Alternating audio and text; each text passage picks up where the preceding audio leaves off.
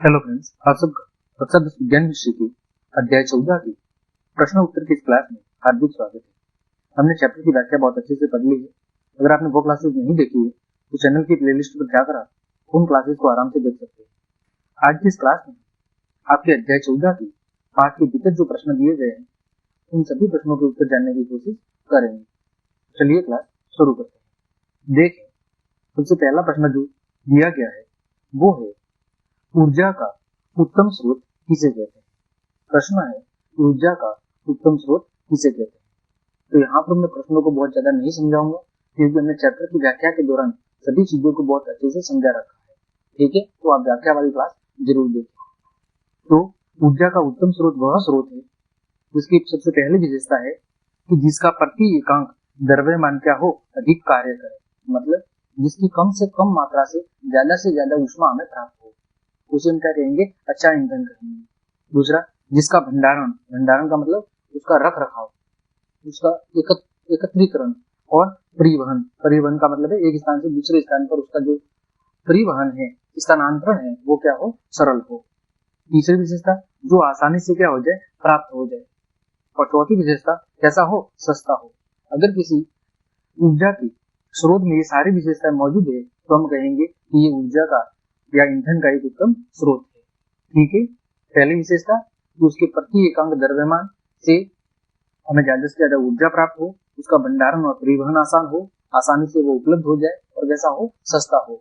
इसके अलावा हम और पॉइंट लिख सकते हैं कि वो कम से कम पर्यावरण प्रदूषण करे। तो ऐसी विशेषताओं वाले ऊर्जा के स्रोत को हम उत्तम स्रोत कहेंगे। ठीक है, आगे प्रश्न संख्या 2 देखिए। अगला प्रश्न है, उत्तम ईंधन किसे कहते हैं। देखो, ऊर्जा और ईंधन के स्रोत में फर्क था, ये हमने चैप्टर की व्याख्या के दौरान बहुत अच्छे से पढ़ा था। अब प्रश्न है, उत्तम ईंधन किसे कहते हैं। ईंधन क्या होते हैं, जो प्रकाश और ऊष्मा यानी ताप दोनों चीज देते हैं, वो क्या कहलाते हैं, वो ईंधन कहलाते हैं। तो उत्तम ईंधन हम किसे कहेंगे, जिसका ऊष्मीय मान यानी कैलोरी मान क्या होना चाहिए, अधिक होना चाहिए। मतलब ईंधन की कम से कम मात्रा से ज्यादा ऊष्मा प्राप्त होनी चाहिए। दूसरा, ईंधन का जो ज्वलन ताप है वो क्या होना चाहिए, उचित होना चाहिए या मध्यम होना चाहिए। यानी कि ईंधन को जलाने से जो ताप उत्पन्न होता है, उस ताप की मात्रा, उस प्रकाश की मात्रा क्या होनी चाहिए, मध्यम होनी चाहिए। अगला, ईंधन के दहन की दर संतुलित होनी चाहिए, अर्थात न अधिक और न ही कम। दहन की दर का मतलब है कि उसका जो दहन है, जो दहन की प्रक्रिया है वो उचित होनी चाहिए। ऐसा नहीं कि वो आधा अधूरा शेष रह जाए, है ना। उसके दहन की जो प्रक्रिया है वो भी संतुलित होनी चाहिए। अगली विशेषता, जिसमें अज्वलनशील पदार्थों की मात्रा क्या हो, कम से कम हो। ईंधन के उस स्रोत में जो अज्वलनशील पदार्थ है, जिनका जलन नहीं होगा, ऐसे पदार्थों की मात्रा कम से कम होनी चाहिए। अगला, जिसके दहन के बाद कम से कम मात्रा में विषैले पदार्थों की क्या हो, उत्पत्ति हो। अगला, यह आसानी से उपलब्ध हो और कैसा हो, सस्ती दर पर उपलब्ध हो। पहला तो आसानी से और दूसरा सस्ती रेट पर उपलब्ध हो। अगला, जो ज्वलन के बाद अवशेष या राख को न छोड़े या बिल्कुल कम छोड़े। और अगला, जिसका भंडारण और परिवहन क्या हो, उत्तम हो या आसान हो। अगर ये सारी विशेषताएं उस ईंधन में मौजूद है या उस ईंधन से संबंधित है तो हम कहेंगे कि यह ईंधन का एक उत्तम स्रोत है या इसे हम एक उत्तम ईंधन कह सकते हैं। ठीक है, चलिए आगे बढ़ते हैं। प्रश्न संख्या 3 देखिए।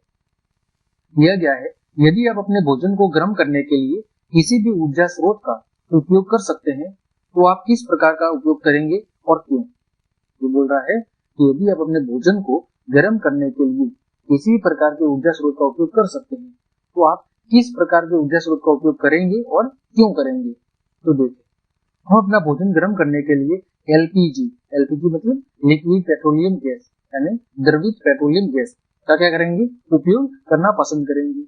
क्यों, इसके पीछे कारण क्या है। पहला कारण है कि एलपीजी है उसे अधिक मात्रा में क्या उत्पन्न होती है, ऊष्मा उत्पन्न होती है। दूसरी विशेषता, उसके दहन से जो धुआं है वो उत्पन्न नहीं होता है। तीसरी विशेषता, यह आसानी से उपलब्ध है। चौथी, इसका प्रयोग सफलतापूर्वक किसी भी समय किया जा सकता है। इसके अलावा यह सस्ता है, इसका भंडारण और परिवहन दोनों आसानी से किया जा सकता है। इसीलिए ऊर्जा आवश्यकता अनुसार हम क्या कर सकते हैं, प्राप्त कर सकते हैं। वही जो हमने अभी ऊर्जा की उत्तम स्रोत की विशेषता पढ़ी थी, वो सारी विशेषता आपको इधर लिखनी है। बस हमने यहाँ पर एक नई चीज लिखी है कि हम ऊर्जा के स्रोत के रूप में किसका उपयोग करेंगे, एलपीजी का यानी लिक्विड पेट्रोलियम गैस का उपयोग करेंगे। बाकी सारी विशेषता उसकी आपको ऐसी कैसे लिखनी है जो हमने ऊर्जा के उत्तम स्रोत की लिखी। ठीक है, ये आपका तीसरा प्रश्न है।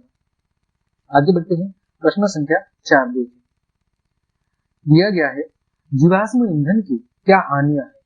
हमने पढ़ा था चैप्टर की व्याख्या के दौरान जीवाश्म ईंधन क्या होते हैं कि जो जीव जंतु है, पशु पक्षी है, इसके अलावा वनस्पति है, कृषि अपशिष्ट है, इन सब की भूमि में दबने के कारण लाखों वर्षों में जो विभिन्न प्रकार की भूमि के अंदर अभिक्रिया होती है, प्रक्रिया होती है, उनके परिणाम स्वरूप वो सारे अवशेष इसमें जीवाश्म ईंधन के रूप में परिवर्तित हो जाते हैं। जैसे कोयला हो गया, पेट्रोलियम पदार्थ जिसमें पेट्रोल, डीजल, केरोसिन, उनके रूप में क्या हो जाते हैं, परिवर्तित हो जाते हैं।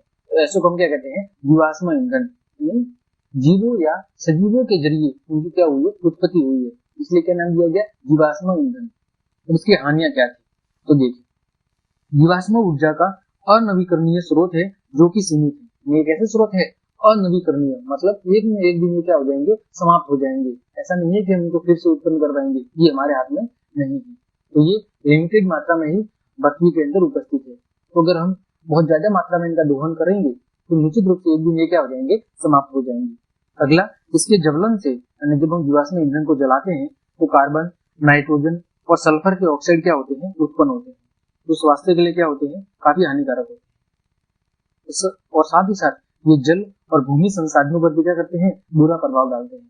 यानी जल प्रदूषण और भूमि प्रदूषण या मृदा प्रदूषण के लिए भी जिम्मेदार होते हैं, क्योंकि इसके कारण अम्ल वर्षा, ग्रीन हाउस प्रभाव जैसे कई सारी घटनाएं क्या होती है, उत्पन्न होती है। अगला, कार्बन डाइऑक्साइड ग्रीन हाउस प्रभाव से वातावरण तापमान में क्या करती है, वृद्धि होती है।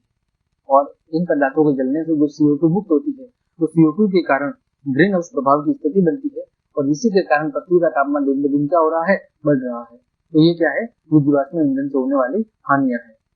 आगे बढ़ते हैं, अगला प्रश्न है, हम ऊर्जा के वैकल्पिक स्रोतों की ओर क्यों ध्यान दे रहे हैं। प्रश्न है कि आज हम ज्यादा से ज्यादा ऊर्जा के जो वैकल्पिक स्रोत हैं, है ना, जो ऊर्जा के गैर परंपरागत स्रोत हैं, उनकी ओर ध्यान क्यों दे रहे हैं, इसके पीछे का कारण क्या है। तो देखिए, जीवाश्म ईंधन ऊर्जा का अनवीकरणीय स्रोत है।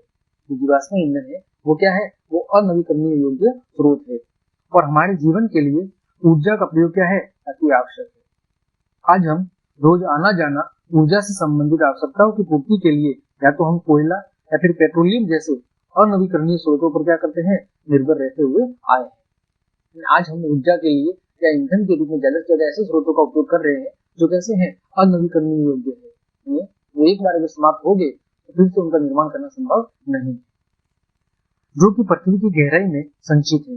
ये जितने भी जीवाश्म ईंधन के स्रोत है, ये सारे पृथ्वी के अंदर भूगर्भ में स्थित है और निश्चित रूप से ये क्या है, लिमिटेड मात्रा में ही स्टोर है और एक दिन ये क्या हो जाएंगे, समाप्त हो जाएंगे। ये सीमित है जो कुछ वर्ष बाद क्या हो जाएंगे, समाप्त हो जाएंगे। तो हमें ऐसे स्रोतों का इस्तेमाल करना चाहिए जो कैसे हो, नवीकरणीय हो और जिसका प्रयोग कई बार किया जा सके। नवीकरणीय ऊर्जा से वातावरण का प्रदूषण भी क्या किया जा सकता है, रोका जा सकता है। अतः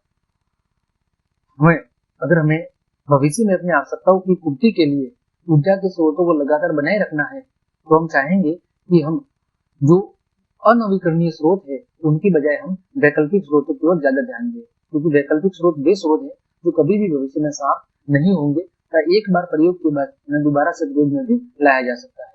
जैसे जल हो गया, पवन हो गया, सूर्य ऊर्जा होगी, तो ये ऐसे स्रोत है जो कभी भी समाप्त होने वाले नहीं है। तो ऐसे स्रोतों की ओर हमें ज्यादा से ज्यादा ध्यान देना चाहिए। ठीक, आगे बढ़ते हैं। अगला प्रश्न है, हमारी सुविधा के लिए पवनों और जल ऊर्जा के पारंपरिक उपयोग में किस प्रकार के सुधार किए गए। ये बोल रहा है कि जल और जो पवन ऊर्जा है उनका जो पहले से हम पारंपरिक उपयोग कर रहे हैं उसमें अब किस प्रकार के सुधार किए गए हैं ताकि हम अपनी आवश्यकताओं की पूर्ति कर सके। तो देखें, पवनों तथा जल ऊर्जा का लंबे समय से प्रयोग मानव के द्वारा पारंपरिक रूप से किया जाता है। जैसे पवनों का उपयोग है ना, किसके लिए करते हैं, पवनों का उपयोग ज्यादातर लोग पुराने समय में खेती वगैरह को साफ करने के लिए करते थे या दूसरे किसी अन्य प्रयोजन के लिए। जल का उपयोग ज्यादातर सिंचाई के लिए और पीने के लिए करते थे। तो वो क्या हो गया, इसका पारंपरिक उपयोग हो गया। लेकिन धीरे धीरे हमने उन पारंपरिक उपयोग में लिया जा रहे थे उनमें क्या किया, धीरे धीरे बदलाव किए। वर्तमान में इनमें कुछ सुधार किए गए हैं ताकि इनसे ऊर्जा की प्राप्ति सरलता, सहजता और सुगमता से हो जाए। वर्तमान में जैसे जैसे तकनीकी वृद्धि हो रही है वैसे वैसे इनका उपयोग हम पारंपरिक उपयोग की बजाय कुछ अन्य उपयोग में भी हम इसका यूज कर रहे हैं ताकि हमारी अन्य जो आवश्यकता है वो भी क्या हो सके, पूरी हो सके। जैसे बात करें पवन ऊर्जा की, तो पवन ऊर्जा से विद्युत उत्पन्न करने के लिए उन स्थानों में पवन ऊर्जा फॉर्म का निर्माण किया जाता है जहां वायु की गति 15 किलोमीटर प्रति घंटा से क्या होती है, ज्यादा होती है। यानी पवनों से विद्युत ऊर्जा प्राप्त करने हेतु पवन ऊर्जा फॉर्म स्थापित किए गए हैं। कहां पर? जहां पर सामान्यतः पवनों की गति 15 किलोमीटर प्रति घंटा से ज्यादा होती है। वायु या पवनों की इस गतिज ऊर्जा जो पवन चक्की है, उस पवन चक्की की घूर्णन गति में क्या होती है, परिवर्तित होती है। यानी वायु या पवनों की जो गतिज ऊर्जा है उसका उपयोग पवन चक्की को घुमाने के लिए किया जाता है, ठीक है। और पवन चक्की की जो घूर्णन गति है उससे जो ऊर्जा प्राप्त होती है उस ऊर्जा को विद्युत मोटर के टरबाइन को वो क्या करती है, घुमाती है। यानी पवन शक्ति से जो प्राप्त ऊर्जा है वो घूर्णन गति या जो गतिज ऊर्जा है वो ऊर्जा विद्युत मोटर के टरबाइन को घुमाने का काम करती है और ऐसा करके विद्युत का उत्पादन किया जाता है। ये चैप्टर की व्याख्या के दौरान मैंने बहुत अच्छे से चित्र के जरिए भी समझाया था, तो आप व्याख्या वाली क्लास जरूर देख ले ताकि आपको किसी भी प्रश्न के उत्तर को समझने में कोई दिक्कत नहीं आएगी। ये मेरा पूर्ण रूप से वादा है। आगे बढ़ते हैं, जल ऊर्जा। तो जो जल विद्युत संयंत्र है उसको बड़े बड़े बांधों से क्या किया है, जोड़ा गया है, जिसमें नदियों के बहाव को रोककर बड़ी झीलों में जल को क्या किया जाता है, इकट्ठा किया जाता है। जिसमें ऊंचाई से गिरते जल की जो गतिज ऊर्जा है उस गतिज ऊर्जा को किसमें परिवर्तित किया जाता है, स्थितिज ऊर्जा में परिवर्तित किया जाता है। और गिरता हुआ जो जल है वो टरबाइन की ब्लेडों पर गिरता है और उसके कारण टरबाइन क्या होता है, घूमने लगता है, जिसके कारण फिर विद्युत ऊर्जा को क्या किया जाता है, उत्पादन किया जाता है। सिंपल सी बात है, बड़े बड़े बांध बनाए जाते हैं, वहां से बहुत ऊंचाई से पानी को नीचे की ओर गिराया जाता है, इसके कारण टरबाइन की पंखुड़ियां घुमाई जाती है और टरबाइन की पंखुड़ियां जब घूमती है तो उससे विद्युत जनित्र जुड़ा होता है जो उस गतिज ऊर्जा का उपयोग इसके रूप में विद्युत ऊर्जा को उत्पन्न करने के लिए करता है। ठीक, आगे अगला प्रश्न है, सौर कुकर के लिए कौन सा दर्पण अवतल, उत्तल या अथवा समतल सर्वाधिक उपयुक्त होता है और क्यों? तो हमने पढ़ा था कि सौर कुकर के लिए सबसे जो उपयुक्त दर्पण है वो कौन सा है, अवतल दर्पण। क्यों? यह कौन सा दर्पण है, अभिसारी।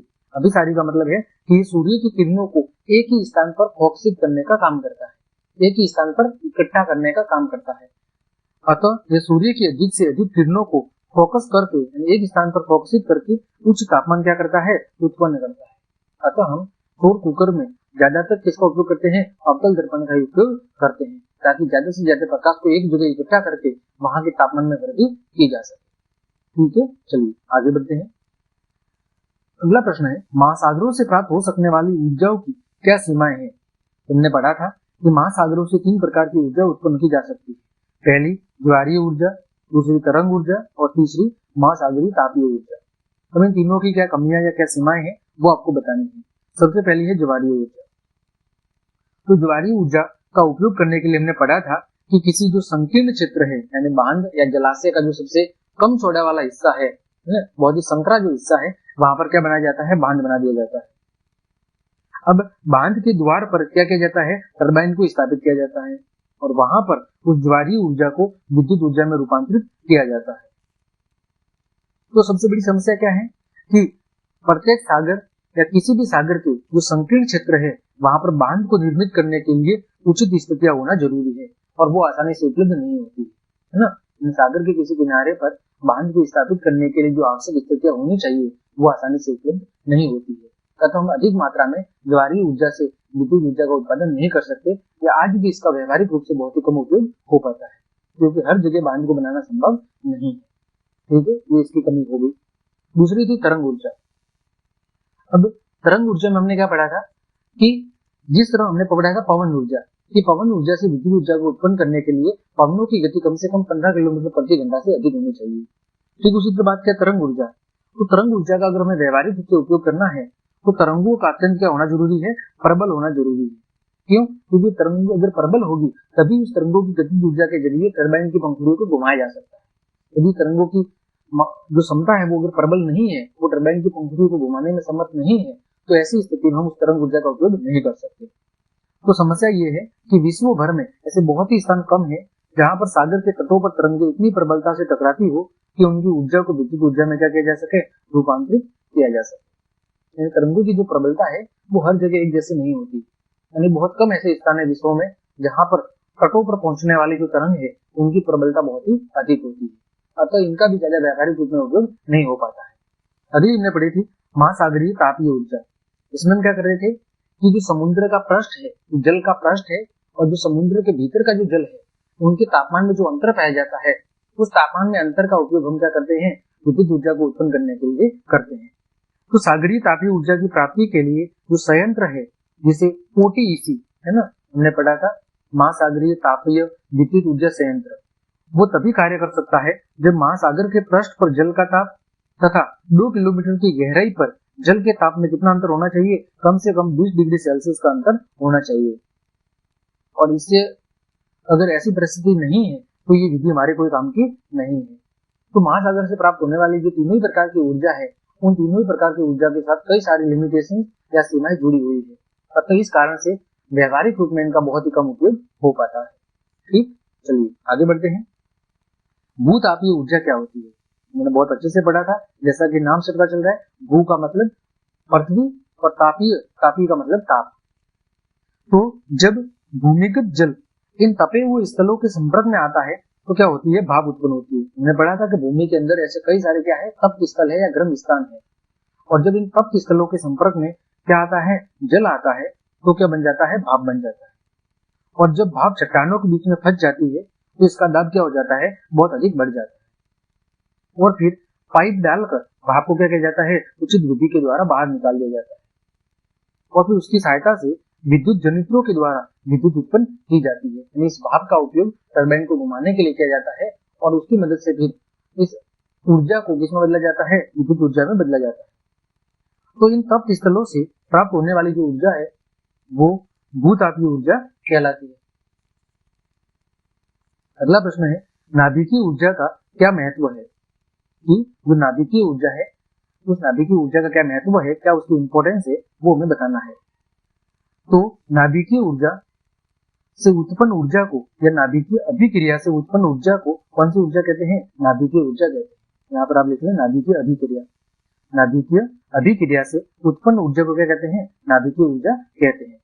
तो नाभिकीय ऊर्जा बाहरी नाभिकीय परमाणु जैसे यूरेनियम, प्लूटोनियम, थोरियम के नाभिक पर कम ऊर्जा वाले न्यूट्रॉन से बमबारी करके हल्के नाभिकों में तोड़ा जाता है। यानी जो नाभिकीय ऊर्जा है उसकी प्राप्ति 2 तरीकों से की जाती है, एक तो नाभिकीय विखंडन और एक नाभिकीय संलयन। हमने पढ़ा था नाभिकीय विखंडन में क्या किया जाता है, एक बड़े नाभिक को कई सारे छोटे छोटे नाभिकों में तोड़ा जाता है, जिसके कारण बहुत अधिक मात्रा में ऊर्जा उत्पन्न होती है। वही नाभिकीय संलयन में क्या होता है, 2 हल्के नाभिकों को जोड़कर एक बड़े नाभिक का निर्माण किया जाता है, एक भारी नाभिक का निर्माण किया जाता है। जैसे 2 हाइड्रोजन के छोटे छोटे नाभिकों को जोड़कर एक बड़े हीलियम के नाभिक का निर्माण किया जाता है, और इससे क्या होती है, ऊर्जा मुक्त होती है। वही बात मैंने यहाँ पर लिखी है। तो सबसे पहले बात कर रहे हैं यहाँ पर नाभिकीय विखंडन की। इसमें क्या किया जाता है, बड़े नाभिक को हल्के नाभिकों में तोड़ा जाता है, जिससे विशाल मात्रा में क्या होती है, ऊर्जा मुक्त होती है। जैसे यूरेनियम के एक परमाणु के विखंडन से जो ऊर्जा मुक्त होती है वह कोयले के किसी कार्बन परमाणु के दहन से उत्पन्न ऊर्जा की तुलना में 1 करोड़ गुना क्या होती है, अधिक होती है। अतः नाभिकीय विखंडन से अपार ऊर्जा क्या की जाती है, प्राप्त की जा सकती है। अनेक विकसित और जो विकासशील देश है वो नाभिकीय ऊर्जा से ही आजकल विद्युत ऊर्जा का क्या कर रहे हैं, निर्माण कर रहे हैं। तो ये हमने पढ़ा था नाभिकीय ऊर्जा के बारे में। अगला प्रश्न है, क्या कोई ऊर्जा स्रोत प्रदूषण मुक्त हो सकता है, क्यों अथवा क्यों नहीं। तो देखें, नहीं, कोई भी जो ऊर्जा स्रोत है वो 100% प्रदूषण मुक्त नहीं हो सकता।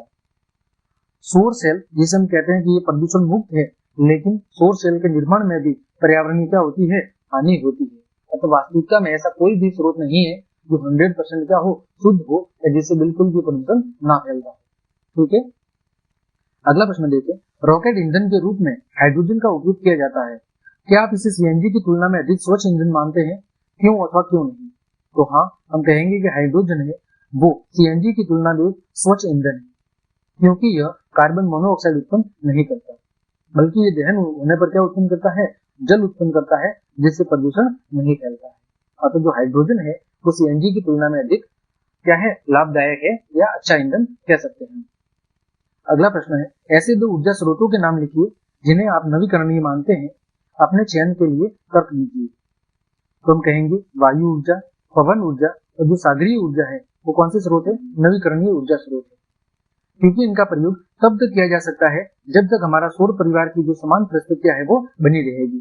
ठीक है, जब तक उचित परिस्थितियां वातावरण या प्रकृति की बनी रहेगी तब तक इन ऊर्जा स्रोतों का उपयोग किया जा सकता है और ये कभी भी समाप्त होने वाले नहीं है। ठीक, अगला प्रश्न, ऐसे 2 ऊर्जा स्रोतों के नाम दीजिए जिन्हें आप समापन योग्य मानते हैं, अपने चयन के लिए तर्क दीजिए। तो सिंपल सी बात है, जैसे कोयला और पेट्रोलियम जो जीवाश्म ईंधन है, ये ऐसे स्रोत हैं जो कैसे हैं, समापन योग्य है, यानी ये क्या हो जाएंगे, समाप्त हो जाएंगे। वैज्ञानिकों का अनुमान है कि लगभग 200 वर्ष तक ये पृथ्वी से क्या हो जाएंगे, समाप्त हो जाएंगे, जबकि इनके बनने में क्या लगते हैं, इनके बनने में लाखों वर्ष लगते हैं। तो इस प्रकार हमने आपके अध्याय 14 के पाठ के भीतर जितने भी प्रश्न दिए गए थे उन सभी प्रश्नों के उत्तर बहुत अच्छे से जान लिए हैं। तो क्लास देखने के लिए आप सभी को धन्यवाद। अगर आपको क्लास पसंद आई है तो फिर लाइक, कमेंट, शेयर और सब्सक्राइब जरूर कर ले। इसके अलावा सभी प्रकार के नोट्स हेतु आप टेलीग्राम चैनल को ज्वाइन कर ले, वहां पर आपको सभी प्रकार के नोट्स और स्टडी मटेरियल बिल्कुल फ्री ऑफ कॉस्ट दिया जाएगा। तो आज के लिए इतना ही, धन्यवाद।